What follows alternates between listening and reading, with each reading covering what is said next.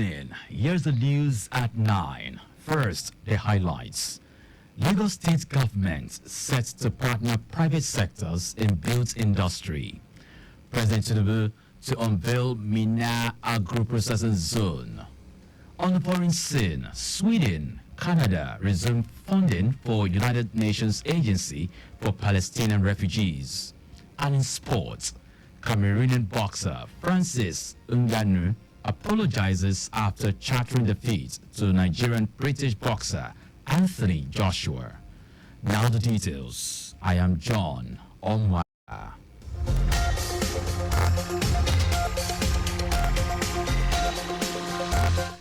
Lagos State Government, through the Office of Urban Development and the Lagos State Building Control Agency, LAPSCA, has finalized plans to partner with the private sector in the built industry for enhanced service delivery.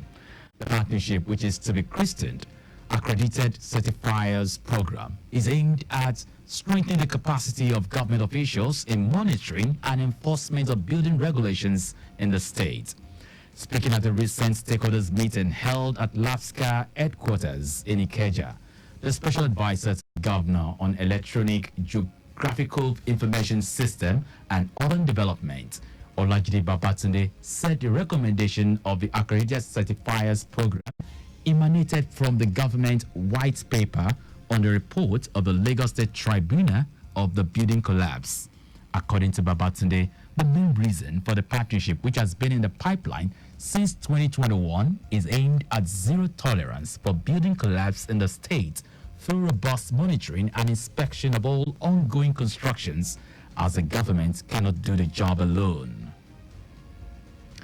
The Lagos State Domestic and Sexual Violence Agency, DSVA, has stressed the need for continual engagement for residents of the state on sexual and gender-based violence through its door-to-door advocacy. Speaking during a campaign conducted at Itiosa, Executive Secretary of DSVA, Titilola Vaivo Adeniyi, stressed that harmful gender norms and attitudes continue to persist, perpetuating inequality and limiting individuals' potential. According to Vaivo Adeniyi, these norms dictate how men and women should behave, dress, and interact with others based on their gender and can be damaging to both men and women, leading to discrimination, violence, and limited opportunities for their personal growth. She stressed that challenging harmful gender norms and attitudes is essential in creating a more equitable society where individuals are free to express themselves authentically without fear of judgment or reprisal. Vice Chancellor of Lagos State University, LASU, Ibiyemi Olatunji Bello, has called on staff of the university to keep pace with emerging technologies for improved productivity. Olatunji Bello made a call while speaking at the opening session of a two-day training on artificial intelligence, AI, organized by the institution for staff across all cadres in the university. She emphasized the importance of staying abreast of technological advancements to remain relevant in the academic sphere, just as she also underscored the need for continuous learning and adaptation. Olatunji Bello, who was represented by the Deputy Vice Chancellor Administration, Adenike Boyo, asserted the LASU's proactive approach to the adoption of technology underscores the university's commitment to staying at the forefront of educational innovation.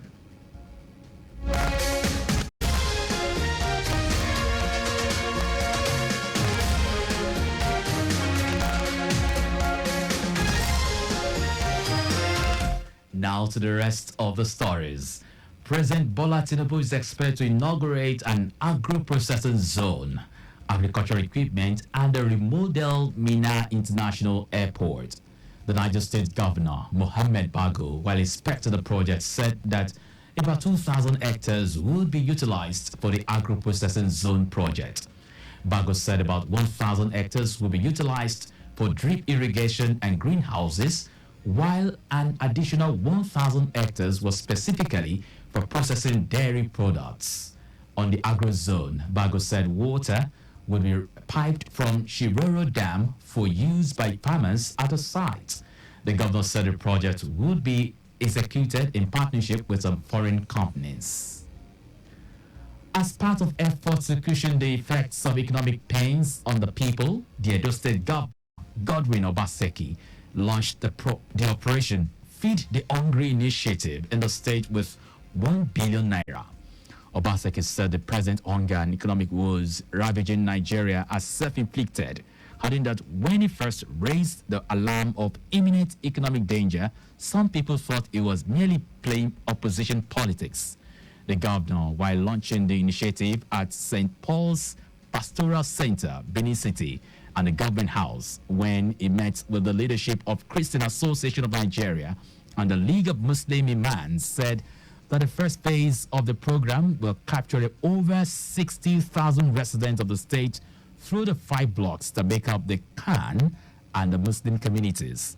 The Archbishop of Benin Catholic Church, Augustine Akubeze, thanked the governor for nursing the plan of assisting the poor and hungry to cushion the effects of the biting economic situation suffered by Nigerians, citing the Edo people. Also, the chief imam of Benin Central Mosque, Adofotai Anabulele, led other imams to the meeting in the governor's office, commended the governor for the initiative, and pledged the clerics support to make the program work. And now to foreign news. The United Nations Agency for Palestinian Refugees has announced that Sweden and Canada will resume aid payments to United Nations Relief and Works Agency, NURWA. They were among 16 countries that passed funds after Israel accused at least 12 UNRWA staff of involvement in the 7th October attack by Hamas. UNRWA is the biggest UN agency operating in Gaza. It provides healthcare, education, and other humanitarian aid and employs about 13,000 people there. It will be recalled that on the 7th October, Hamas gunmen stormed across Gaza's border in Israel, killing about 1,200 people and taking more than 250 hostage. Now sports. Francis Ngannou has apologized to his fans for a devastating loss to Anthony Joshua in Saudi Arabia. The Cameroonian fighter was knocked out by the former world heavyweight champion in the second round. Ngannou, a mixed martial artist, went into the fight with high expectations following his impressive boxing debut against Tyson Fury last year, but fell short against his more experienced Nigerian-British opponent.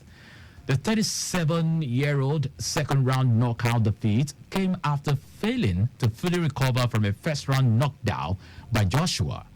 A strong right hand by Joshua forced the referee to stop the fight in the second round. And that's our news at 9 p.m. But just before we go, stay alive. Make use of pedestrian bridges where available. You can follow us and like all our various social media platforms. X, formerly Twitter, Traffic Radio 961.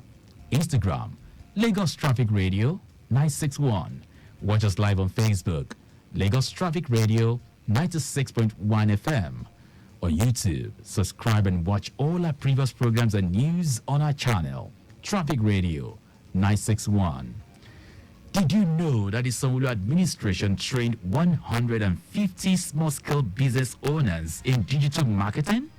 You can get more details on the Lagos State Government website. To end the news, here are the highlights of the major stories.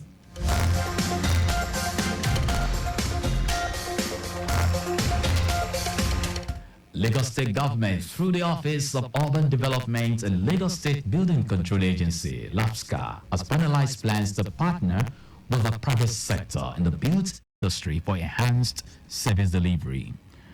President Bola Tinubu is expected to inaugurate an agro-processing zone, agricultural equipment, and model Minna International Airport.